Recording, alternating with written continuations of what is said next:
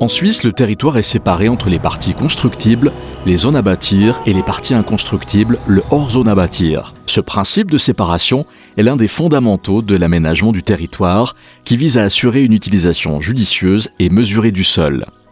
Cette séparation a été établie afin de protéger les terres agricoles, garantir les ressources naturelles et préserver le paysage et l'environnement. Elle permet également de maintenir les terres agricoles à un prix abordable, de limiter les coûts des infrastructures et des équipements. Pour assurer cette séparation, il faut limiter l'extension de la zone à bâtir en densifiant le milieu bâti, mais surtout respecter les dispositions légales concernant les constructions et installations hors zone à bâtir. Le territoire hors zone à bâtir doit donc autant que possible rester libre de construction.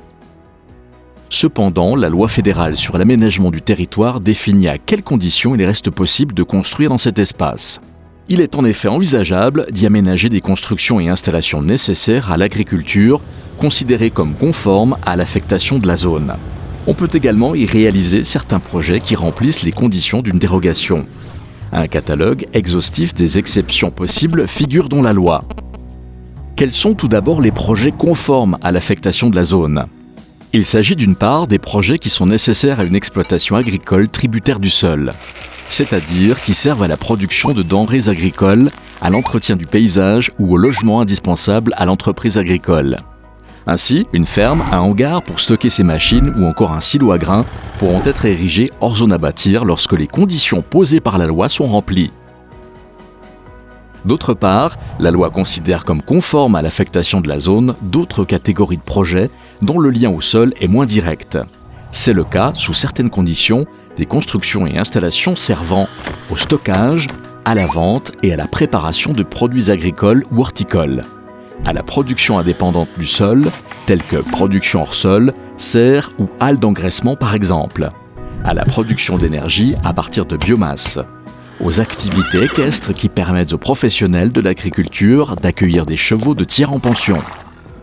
Pour être autorisé, un projet conforme à l'affectation de la zone doit en plus remplir les conditions suivantes. La construction ou l'installation doit être nécessaire à une exploitation viable à long terme. Aucun intérêt prépondérant comme la protection de l'environnement ou du patrimoine ne doit s'opposer au projet.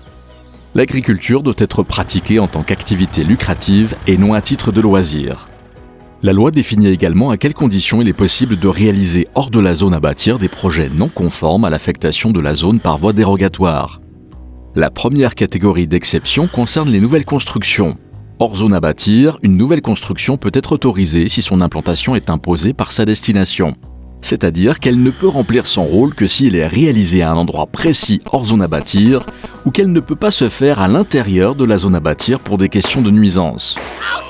De plus, aucun intérêt prépondérant, tel que la protection de la nature et du paysage, ne doit s'opposer au projet. La seconde catégorie d'exception regroupe toute une série de cas dans lesquels il est possible d'intervenir sur des constructions existantes.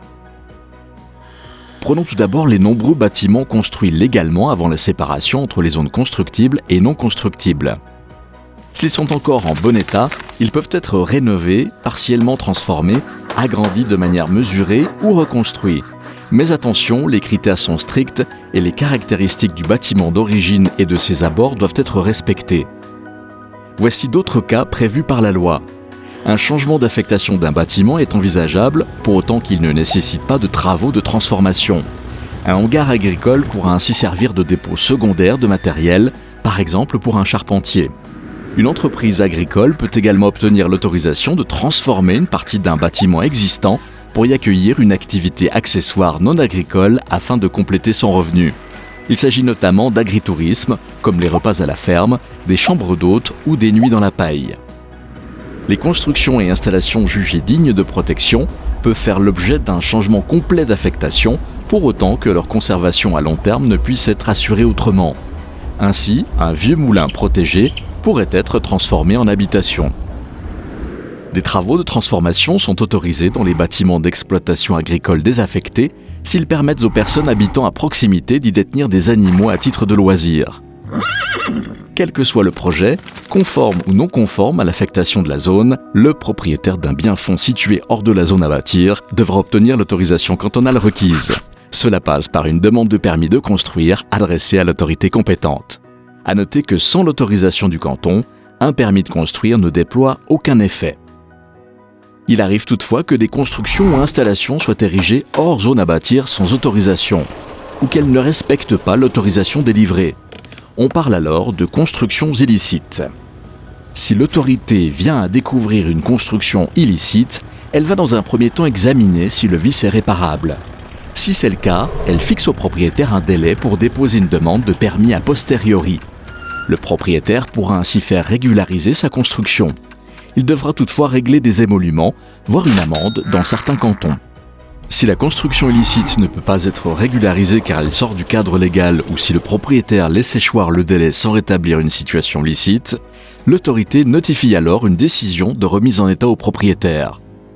Ce dernier dispose alors d'un délai pour remettre en état la construction ou l'installation illicite. Les travaux peuvent aller de la simple modification de la couleur d'une installation litigieuse jusqu'à la démolition complète de la construction érigée sans autorisation et à la remise en état du sol dégradé. Dans les cas les plus graves, une plainte pénale peut être déposée.